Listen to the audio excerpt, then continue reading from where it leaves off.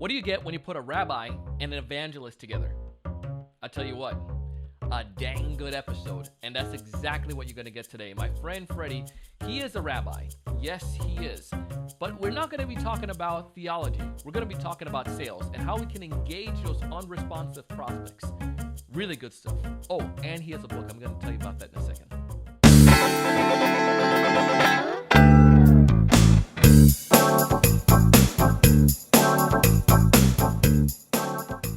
Hey, everyone. Welcome to another great episode of the Sales Evangelist Podcast here on TSE TV on YouTube. I am your host, Donald Kelly,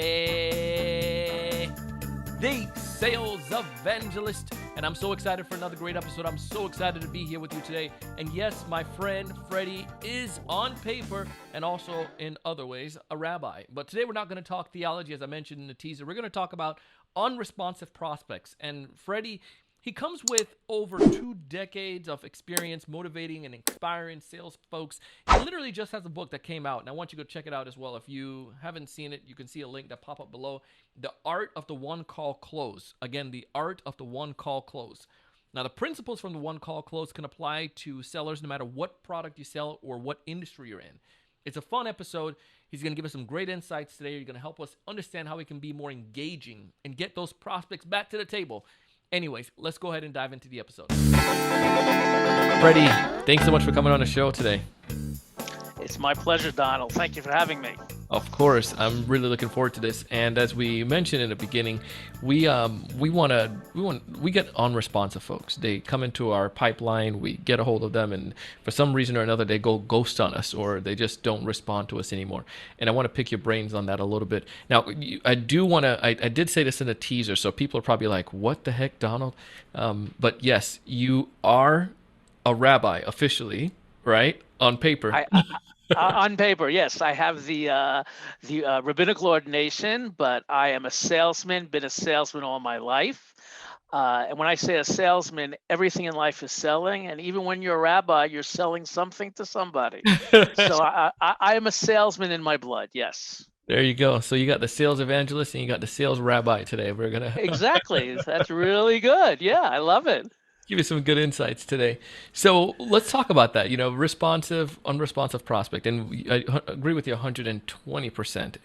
Everything in life you're selling. You're selling your family on this movie that we want to watch tonight, or you're selling the kids on the food that you want to eat, or you're selling your spouse or partner or family member on, whatever. We all have those different scenarios in our lives. But when it comes towards reaching out to someone, and especially those who are listening to this podcast at the beginning of the year here in 2021, you're trying to do prospecting and you're coming across people who are not responding to you.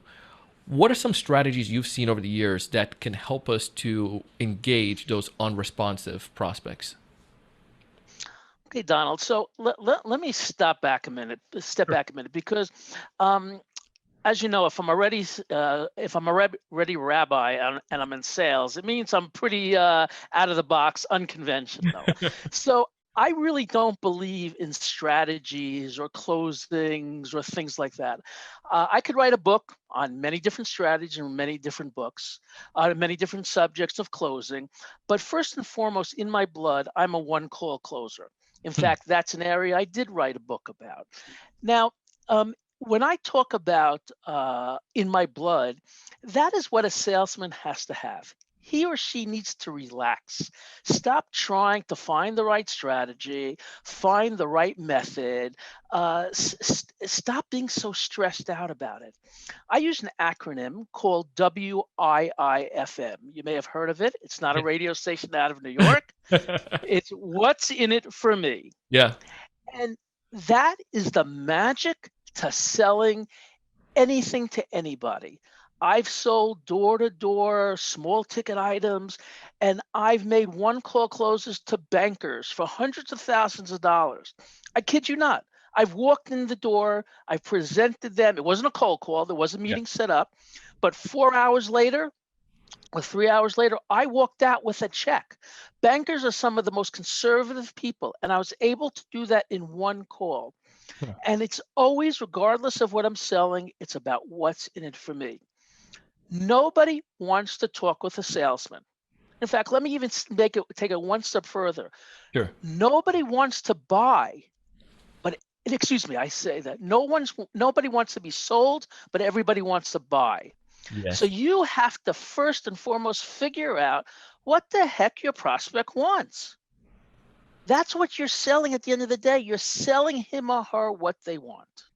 So once you can understand that, with them, what's in it for me? Like if you can get understand that idea, then it doesn't matter as far as the lost engagement or people not responding to you. So if I were to understand correctly, you're saying a lot of the engagement or people unresponding is because what the salespeople are saying is not what the buyers want. Exactly. I'll give you another example, Donald. My surname is Freundlich. It's a very difficult name. Nobody ever can pronounce it correctly. When I was in the army, I was the only one they called the first name. I go to traffic court, the judge says, Mr. Vizera. Nobody says the name. And I often say, why is my name so difficult? Yeah. And they say, well, it's a hard name. So I say, it's a funny thing. Nobody has a problem with Norman Schwarzkopf or Arnold Schwarzenegger. Yeah. And why is that? Because they care enough. They want to know your name. When you are trying to date a woman or a man for that matter, you're never going to forget the name. You're not going to pronounce it wrong. Again, you need to stop looking at your prospects as a prospect. Look him as a potential friend. Hmm. What does he want? Now, most people do not want what you're selling. And I'll tell you why. Because if they did, they would have ran out and bought it. They wouldn't wait for you to show up at their doorstep. Most salespeople are rather educators. We have to show them why this is in their benefit. But in order to find out why it is in their benefit, we have to step back and say what it is they want. So, for instance, if you're selling a vehicle, a car, what is the person looking for? Is he looking for transportation? Is he looking for image? Is she looking to be happy? What do they want? And then sell the vehicle afterwards. But first, figure out what it is they want. Now, last thing I'll just say on this subject is that people who want what you want won't run from you. Hmm. You won't have to chase them. The woman who's in love with you is not going to not answer the phone. She's going to be waiting by the phone. Okay? So, that's you have to change your whole mindset. So it's the again changing the mindset to understand that if well, let's go back to this. Somebody in let's say some of these folks who are selling software, they're selling maybe SaaS Okay. services, and especially right now at the beginning of the year, people have all kinds of other stuff going on in their life because they don't necessarily want your service. They don't know you Right. exist. You're trying to Right. educate them. Understanding on those under those circumstances where you like for me, I know sometimes people reach out to me and they may have a great idea and they may have something that's good in my interest, but it's at the bottom of the barrel. It's not something top of my interest level, so that email may have been overlooked. However, sometimes they've sent the email multiple times, and those things like, okay, it popped up. It wasn't that I didn't like them or didn't care for what they had to offer. It just wasn't a priority now. In those circumstances, is that I mean, is it? What would be your take or thoughts on those type of selling situations? Every salesperson needs to get first and foremost an elevator pitch. Yeah, Now, when I say an elevator pitch, it doesn't necessarily mean physical elevator pitch that I meet you and I tell you in 60 seconds or what I am. It could yeah. be a virtual elevator pitch, but you have to say something. It can be crazy out of the box, but something that's going to make you look up. Hmm. Now, part of what we do is we don't invest in our prospecting. We invest in the sale, we invest in the closing, we don't invest in the prospecting. The prospecting is really the most important part because if you do the prospecting correctly, you will close like unbelievable. So Closing has never been a problem. Yeah, go ahead. can you repeat that all over again? Because I think some people in the back need to hear that. Because Okay. Okay. I'm joking, Pro- but you're okay. 100% right though. Like the idea of prospect of you prospecting. So often that you'll talk to like sales leaders or I talk to sales leaders, and one of the things they'll say is like, I need help. My team needs to close better, and it is not the closing. I think oftentimes they miss on the discovery, or they're like you're saying, go back on a prospecting side. So continue. I'm just all amen. Okay, no problem. So Amen so to the rabbi. okay, so we have to look at, like, first of all, you're the decision maker. Sure. So if I were trying to sell you, and again, there's a difference if I'm selling a $10 item where I'm just going for the numbers and doesn't matter, or I'm selling something that is a heavy ticket. Okay, if it's a heavy ticket or even a medium ticket, I'm going to invest. I'm going to find out a little about what I'm dealing with, who I'm dealing with. Now, um, there are a number of reasons what your number of whys you may have right now. Your why may be you're the CEO, so it doesn't really matter. But let's say you weren't the CEO, but you're still the decision maker. Somebody who works for you, for instance, he or she would want to look good for you, right? Mhm. So they would want to make the decision because it's good for you or good for the company.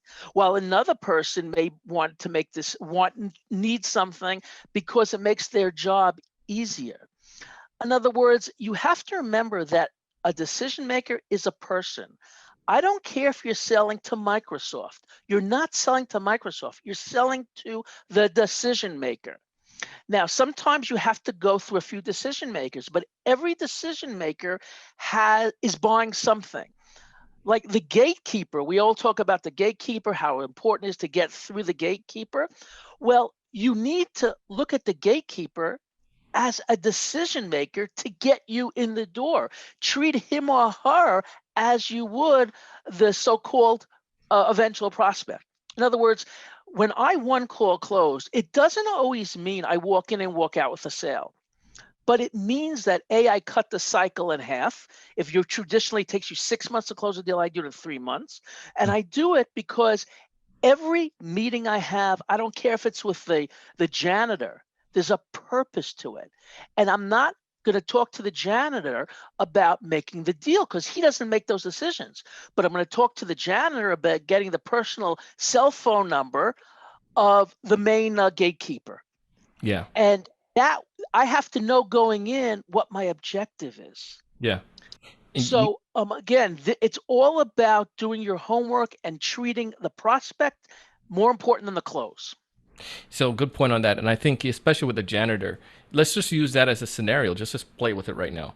Okay, How could we figure out what's the whiff from for the janitor? How could we figure out what's in it for him to give me a ask quote? them, ask them, but not directly. You're not going to say, "Hey, what do you want?" Okay, I can't but be a New Yorker and just be blunt. the problem is we're not all New Yorkers, and we don't all, and our customers may not be New Yorkers. No. But I find this. I do a lot of sales training, and sometimes I speak to. I train people in their late 20s, 30s. I don't know what I missed what the generation is. I don't know if it's X, Y, or Z, but whatever it is, I often find it very funny that they can walk into a bar or some sort of a party and make small talk and pick up a person that they want to go out with no problem. Yeah. But you put them on the phone and they freeze up. And everybody knows how to have a conversation. Yeah. Everybody knows it. It's just a question of fear. So when you're speaking to the janitor, have a conversation with him or her. Just find out who this person is. Don't look at him as a janitor. And Yeah. if you know how to have a conversation, you'll find out what somebody wants. And sometimes all they want is a friend. Yeah. They want somebody to talk to. Not everything is about money. Yeah. Now, sometimes it is about money, but if you take your time and you have fun, and you don't look at selling as this pressurized business where I got to make the number, I got to make the number, I got to make the number.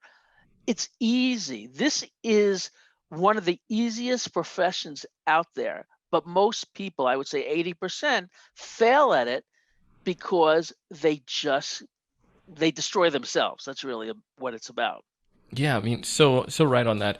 I was talking to we did some role plays this morning with my business development folks, my team, and we were talking and one of the sales reps, BDRs, he was going through, he was doing everything as far as like the typical conversation, but you know the big mistake that he made, Freddie? What was that? he sound like a robot, and the rest of us was like, listen, you can't sound like that. And at the end of the role play, though, when he was talking to this person about like LinkedIn and about, connected on LinkedIn, that part of the conversation was so natural. But then at the beginning, he just, and throughout the 80% of it, he was just like so like stiff, and we're like, no, you can't do that. But it goes back to what you're saying. It's like they turn off the idea of being human with the in a prospect scenario. And I think for him, what it was just like thinking, well, I only have X amount of time. They might try to hang up the phone. I want to give them my message. I want to get them with them what's in it for them. But he wasn't doing it from a I want to meet you as an individual. It was more of like, I'm a salesperson trying to just cram something at you. Am I making sense with that? Yeah, it reminds me of the Walt Disney's Aladdin movie Yeah. when the genie said to Aladdin, "Be yourself." I don't know if you saw it, Yeah, yeah. but that's what it. Just be yourself. You need to every phone call, every prospect, whether it's a phone call or you meet them, you have to plan. Hmm. Now, sometimes, when you do something long enough, it doesn't take a long time to plan, but everything needs some preparation into it. You need to have your elevator pitch. In other words, the thing you say to get them, to keep them on the phone. Even if it's outrageous and outlandish, as long as you don't lie. But, if you say to somebody, would you like $15 million in your bank account tomorrow morning? Now, many people might hang up the phone because they think that you're pulling their leg. But if you find that that statement, which on the one hand piques their curiosity, but you don't sound like you're a nut, Yeah. okay? You keep them on the phone. And what I have found is when I am talking up a prospect, I rarely talk about my product or service. Interesting. That comes later. Hmm. I don't talk it. I try. They know I'm a salesman. It's the worst thing is when a salesman calls up and says, "I'm not calling to sell you anything."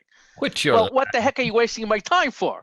Okay, they know I'm a salesman, but I take their mind off it, and I don't talk about things like "How's your day going?" because he and I know we don't care. I don't care about his day. He doesn't care about my day.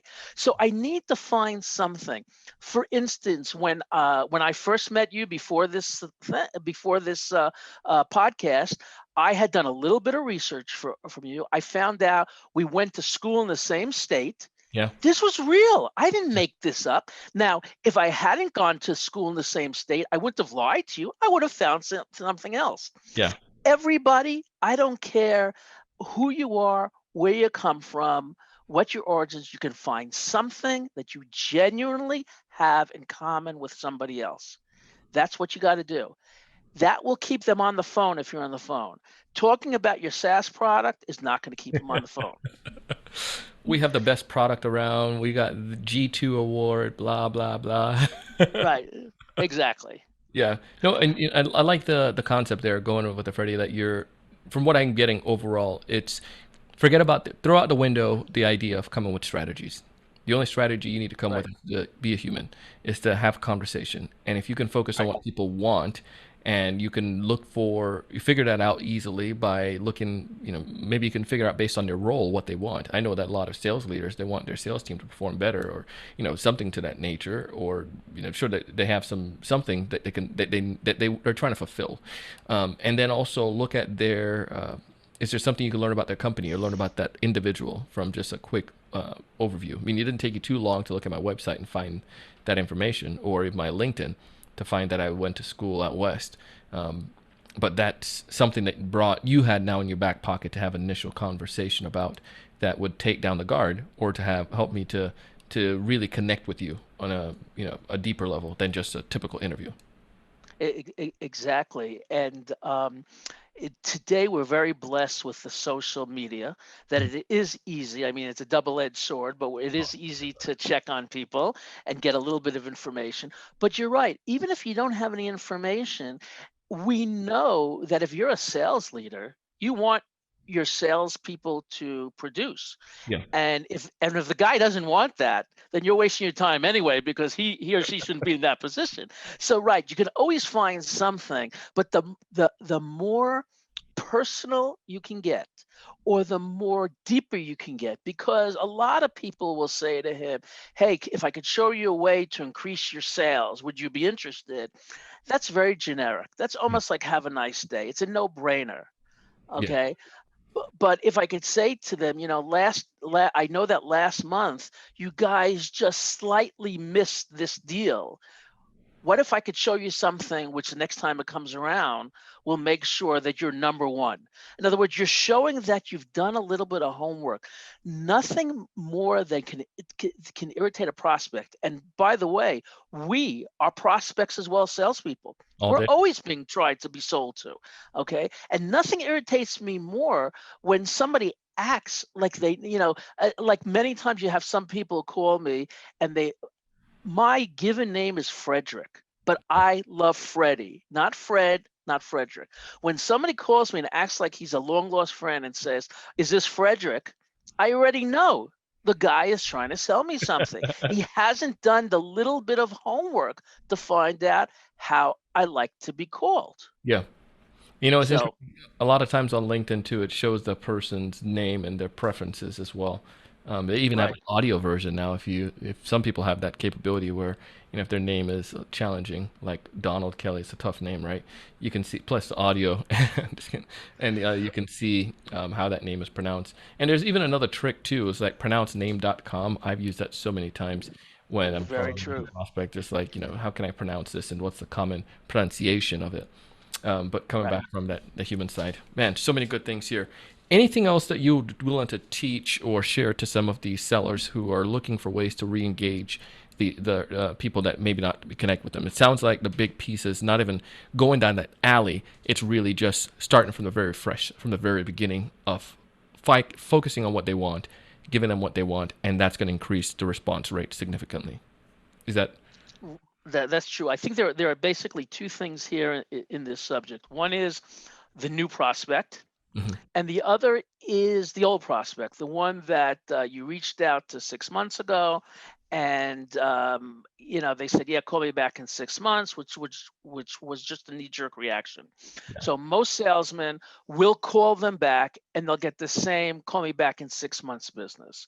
Yeah. And I believe, as a one call closer, that your job or our job is to go for a yes or a no. Maybes don't count. Yep. Maybes aren't worth money. No's are great. No's are good. They're just as good as yeses if they're qualified no's. Yeah. Every step of the way, you are making a sale. So even getting an appointment to do a presentation, either virtually or face to face, you are making a sale on that appointment.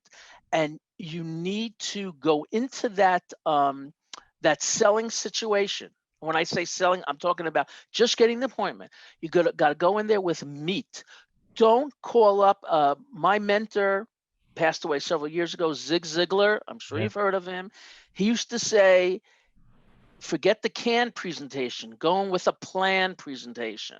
In Mm. other words, you can say the same thing over and over again as long as you tweak it, but don't go in until you have something that will answer this guy's question, what's in it for me? Yeah. We all have a limited amount of time, and you got to give him a reason why he should take, whether it's 5 minutes or an hour, to spend time with you. Answer that, and you will start getting meetings more than you can imagine. Love it. Love it. If there's one major takeaway you'd like somebody listening to this episode to walk away with from everything we discussed so far, what's that one major piece of advice, Freddie? WIIFM. Everybody you meet, whether it's in sales, in your personal, you have to always ask. You ask as a salesman too. Some people you don't want to sell to. Don't waste your time. Yeah. Okay. Ask yourself, is there something in it for me? And then you say to yourself, put yourself in his or her shoes and say, what can I say to him or her that they want to hear? Yeah. And it doesn't have to be about your product, because I will close with this. It's an old adage. It's not nothing that I'm bringing down from the Temple Mount. Okay, uh, people buy from people they like. Mhm. you make a friend with them, unless you're selling something that they absolutely positively don't need, they will buy it from you. Make a friend. The product is the last thing you sell. You sell yourself first. And the way you sell yourself is by genuinely trying to give them a a solution to their challenge. Love it, man. Love this. This is awesome. If folks are listening and want to get in touch with you, Freddie, where did it go about to do so, or how did it go about doing that? Okay, basically two ways. First of all, I do have a website. It is rabbifreddy.com, and it's Freddy with a Y, so it's rabbi, then FREDDY.com. And people can also email me at Freddy at rabbifreddy.com. Awesome. So, guys, you just heard that. You can find the information if you're watching this on TSE TV here on YouTube. You can just scroll down. You can see the information there as well. And if you're listening to this on Apple Podcasts, you can find it in the show notes. Just click on the cover art. Freddie, thank you so much for coming on the show. We really appreciate it. My pleasure. Thank you again. Okay.